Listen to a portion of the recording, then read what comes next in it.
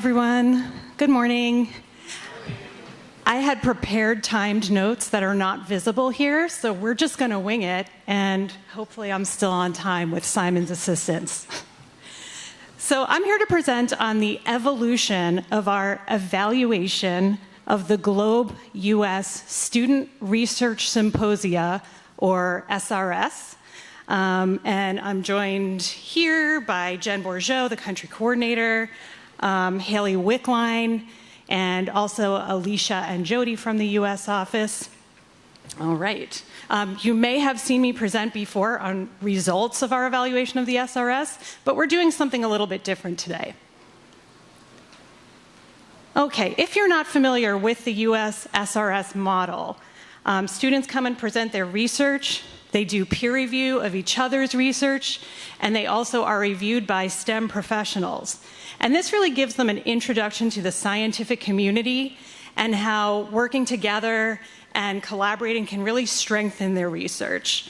They also get to meet and interact with STEM professionals, and sometimes they learn that scientists are, they're just like, they're people. Sometimes they're really nice and cool people, actually.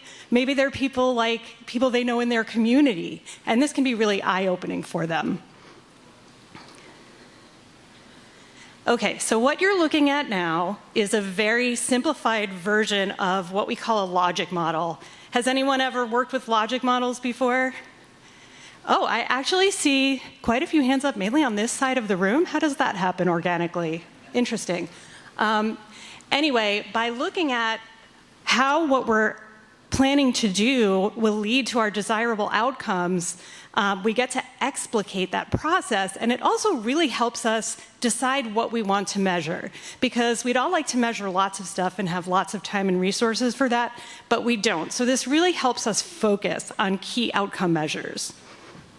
In this case, increase in students' science self-efficacy and identity and interest in a science career is a very central key outcome measure that we look at every year with the SRS, using especially a student survey.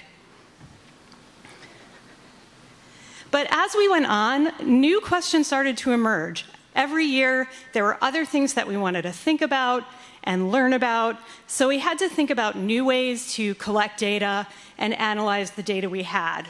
So for example, we added a reviewer survey. We wanted to learn more about who the reviewers were. We wanted to learn about how representative they were of the students that were attending the SRS so they could see themselves as future scientists. So we started a reviewer survey and also added some questions to the registration survey. So they didn't have to spend too much time on either one of those things for us to get the information we needed. We also used our survey data to investigate pandemic STEM learning loss. When they arrived at the SRS, did they feel differently about how prepared they were to do science? And as we go on, we continue our efforts to decrease participant burden, how much time they're spending, how many data collections we're doing, increase those response rates, and produce more accessible and actionable reporting. So this, the SRS Do Guide, and we've got a QR code there, is just a really accessible resource for STEM learning activities, for planning them, using the results of our 2019 and 2022 evaluation reports. So the idea is we don't want to just make a report that's going to sit on a shelf. We want to get this out there to you so you can use it. So as you think about your program and what you might want to evaluate, think about what is the purpose of your evaluation? What are the key outcomes you want to measure? What do you need to learn more about? And this could change as time goes on. And what are the audiences for your results? Okay, and here are some key folks to speak to if you want to learn more about the SRS itself or other U.S. office activities.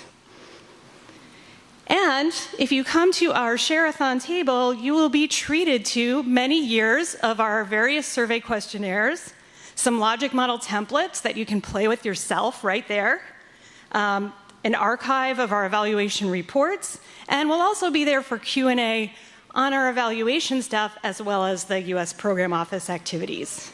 And I didn't know if I'd have time for this, but it looks like I do because I haven't even gotten to 2 minutes. I want you to come to the share-a-thon table for more. But we're going to do a surprise treat here, get everyone moving a little bit, and we're going to have a community cloud dance. So, Mr. Chairman, I cede the remainder of my time to that. Thank you. Thank you so much, Eleanor. Okay, so everyone's been sitting for a while, and we're going to go over the 3 main cloud types. You ready? This has nothing to do with S or us. All right, so first you're going to be a stratus cloud. Stretch those arms out really wide. Go back and forth, right? Stratus clouds tend to cover the majority of the sky. They're stretchy, blankety. Think of those words to describe a stratus. Now, think of the words that describe a cumulus. What would you look like? Big, puffy. They're convective, so rising and sinking motion. This is your convection cloud. Cumulus. All right, the third of the main types of clouds is cirrus. Only exists high in the atmosphere, made of ice crystals, look a little wispy. Oh, I like you guys putting your hands up. So I like to jump with it because I'm a dancer. They go, whoo. They apparently also make sounds. Woo. All right, be a cumulus. Be a stratus. Be a cirrus. And just for fun, make up your own contrail one.